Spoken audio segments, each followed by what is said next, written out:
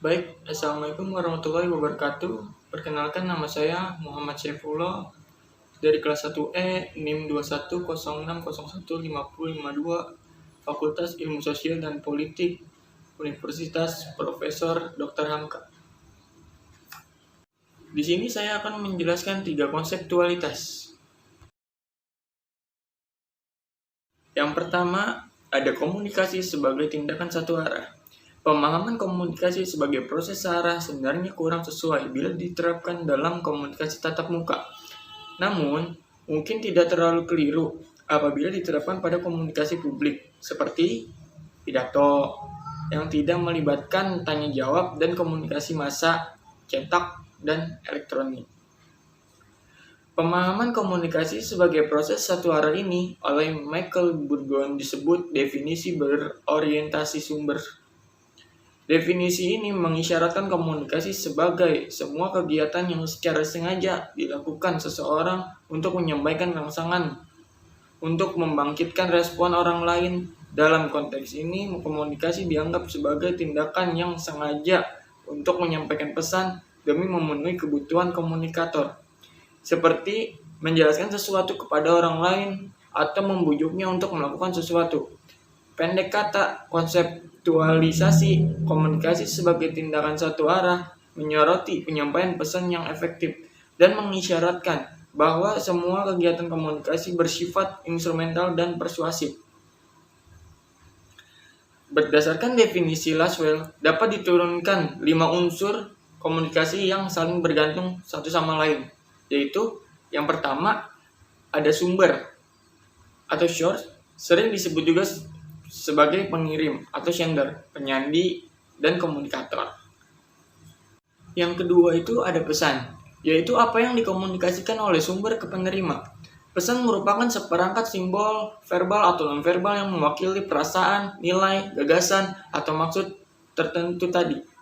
Pesan mempunyai 3 komponen, yaitu ada yang pertama ada makna, simbol yang digunakan untuk menyampaikan makna, dan bentuk atau organisasi pesan. Yang ketiga, ada saluran media, yaitu alat atau wahana yang digunakan sumber untuk menyampaikan pesan kepada penerima. Saluran boleh merujuk kepada pesan yang disampaikan kepada penerima, apakah saluran verbal maupun non-verbal.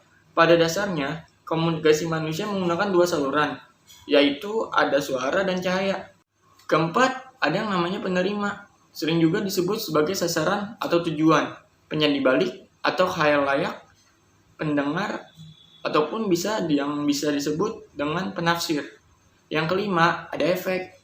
Apa sih itu efek? Yaitu apa yang terjadi pada penerima setelah ia menerima pesan tersebut. Misalnya, penambahan pengetahuan, terhibur, perubahan sikap, dan lain-lain.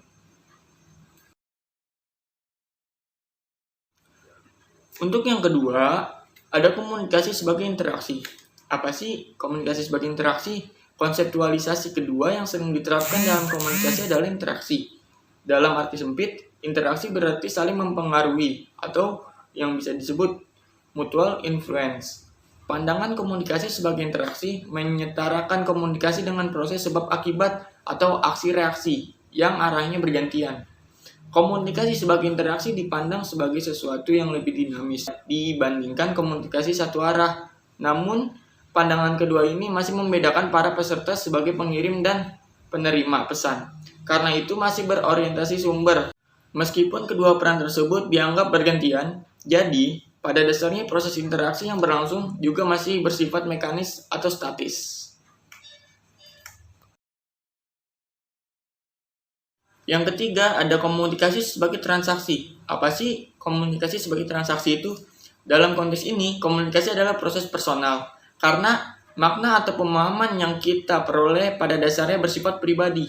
Hingga derajat tertentu para pelakunya sadar akan kehadiran orang lain di dekatnya. Dan komunikasi sedang terjadi. Meskipun pelaku tidak dapat mengontrol sepenuhnya bagaimana orang lain menafsirkan perilaku verbal ataupun non-verbalnya, komunikasi sebagai transaksi bersifat intersubjektif, yang dalam bahasa Rosengren disebut komunikasi penuh manusia. Penafsiran Anda atas perilaku verbal dan non-verbal orang lain yang Anda kemukakan kepadanya juga mengubah penafsiran orang lain tersebut atas pesan-pesan Anda dan pada gilirannya mengubah Anda atas penafsirannya, dan begitu seterusnya. Adapun kelebihan konseptualisasi komunikasi sebagai transaksi adalah bahwa komunikasi tersebut tidak membatasi kita pada komunikasi yang disengaja atau respon yang dapat diamati. Artinya, komunikasi terjadi apakah para pelakunya sengaja atau tidak, dan meskipun menghasilkan respon yang tidak dapat diamati. Sekian penjelasan dari saya tentang 3 konseptualisasi. Wassalamualaikum warahmatullahi wabarakatuh.